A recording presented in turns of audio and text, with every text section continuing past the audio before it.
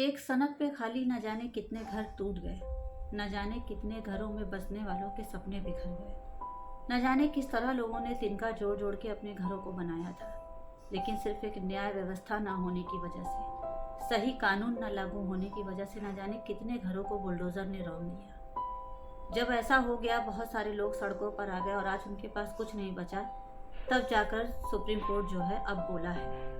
जिस बात को सुप्रीम कोर्ट को बहुत पहले बोल देना चाहिए था, बहुत पहले इस फैसले पर आ जाना चाहिए था, जब सन की सरकार भीड़ तंत्र को खुश करने पर लगी थी, तब सुप्रीम कोर्ट ने इस पर कुछ नहीं बोला। लेकिन बोला, लेकिन बहुत देर में बोला। अभी हाल में मध्य प्रदेश के छतरपुर में शहजाद अली का 1 करोड़ों का मकान तोड़ा गया, लेकिन उस पर भी कोई बात नहीं हुई। फिर उसके बाद बात आती है एक आरोपी लड़के की, जिसके आरोपी सिद्ध होने पर उसके पिता के घर को तोड़ दिया गया। लेकिन पिता के घर को तोड़ा गया तो कहीं ना कहीं अब जाकर सुप्रीम कोर्ट ने इस बुलडोज़र कानून पर, जो ये बुलडोज़र उठता है और किसी के भी घर पे चल पड़ता है, इस पर सख्त कार्रवाई करते हुए अपना जो है आदेश जारी किया है।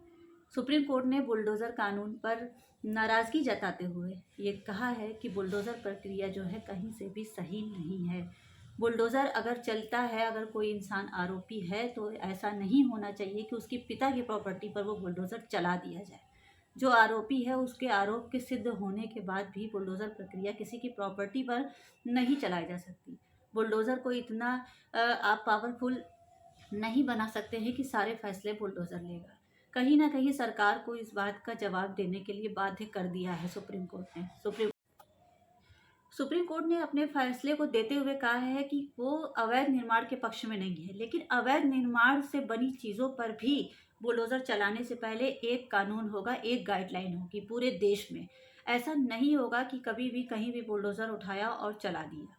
सुप्रीम कोर्ट का आज जो ये फैसला था, इस मामले पर कहीं ना कहीं बहुत अच्छी सुनवाई हुई है और सरकार को इस बात पर सोचने के लिए सुप्रीम कोर्ट ने कहीं ना कहीं मजबूर कर दिया है। अब सरकार को इस सारी चीज़ों का जवाब देना होगा और इसके बाद अगली सुनवाई 17 सितंबर को है, जिसमें आने वाला और भी कोई अच्छा फैसला आ सकता है। इस मामले को लेके कई ऐसे लोग थे जो सुप्रीम कोर्ट का चक्कर लगा रहे थे। उन्होंने अपनी अर्जी सुनवाई लगवा दी थी और जिसको सुप्रीम कोर्ट ने सुना है और एक गाइडलाइन की बात करके कहीं ना कहीं लोगों को, ख़ास तौर से उन लोगों को जो बुलडोज़र के आगे मजबूर हैं या जो लोग कुचल दिए गए, आज उनको बहुत राहत का एहसास दिया है। अगर बुलडोज़र पे कोई एक कानून बन जाता है तो इससे बेहतर और कोई प्रक्रिया नहीं हो सकती है। इस मामले में पत्रकार जाकिर अली त्यागी ने भी लिखा है कि सुप्रीम कोर्ट कहीं ना कहीं इस मामले पर देर में आया, लेकिन दुरुस्त आया है।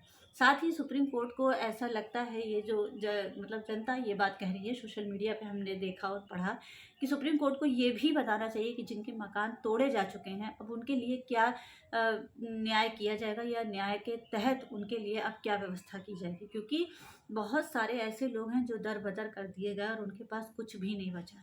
क्योंकि बहुत सारे ऐसे लोग हैं जो कहीं जा भी नहीं सकते, वो अपने मिट्टी के घर टूटे हुए ढेर पर ही बैठे रह गए।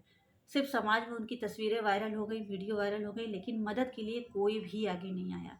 बुलडोज़र प्रक्रिया के तहत जब बुलडोज़र उनके घरों पे चला दिया गया, तो उनके लिए भी किसी राशि का इंतज़ाम करना चाहिए ताकि वो फिर से अपने आप को स्टैंड कर सके। अब सुप्रीम कोर्ट के द्वारा दिए गए इस फैसले पर आप सभी की क्या प्रक्रिया है? बुलडोज़र कानून पे जो फैसला आया है, इस पर आप क्या सोचते हैं? हमें कमेंट्स बॉक्स में ज़रूर बताइए और हमारे चैनल यूपी टाइम्स 24 को ज़्यादा से ज़्यादा सब्सक्राइब करिए। आज के लिए अभी इतना ही।